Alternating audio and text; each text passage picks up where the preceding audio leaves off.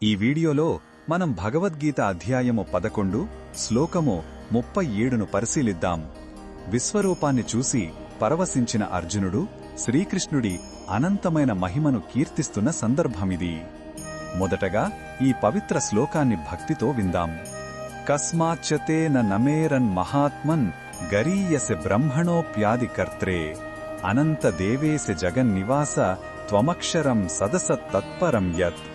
ఈ శ్లోకం అర్థం ఏమిటంటే, అర్జునుడు ఇలా అంటున్నాడు: ఓ మహాత్మా, సృష్టికర్త అయిన బ్రహ్మదేవుని కన్నా గొప్పవాడివి.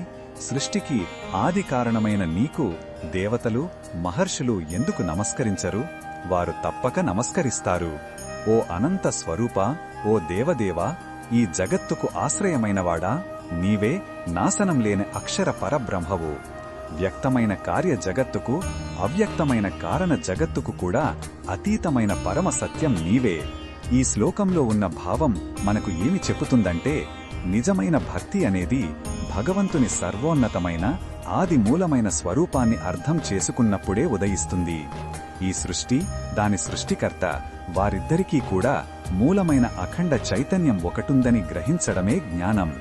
ఈ అవగాహన మనలో ఉన్న అల్పత్వాన్ని, అహంకారాన్ని తొలగించి సంపూర్ణమైన వినమ్రతను, శరణాగతి భావాన్ని నింపుతుంది.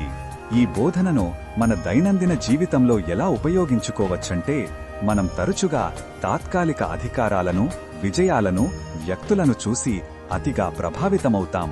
కాని వాటన్నిటినీ నడిపించే ఒకే ఒక శాశ్వతమైన శక్తి ఉందని ఈ శ్లోకం మనకు గుర్తు చేస్తుంది.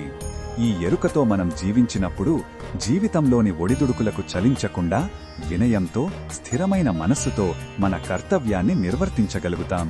మరిన్ని భగవద్గీత శ్లోకాల అర్థాన్ని తెలుసుకోవాలంటే మా తదుపరి వీడియోలను తప్పకుండా చూడండి.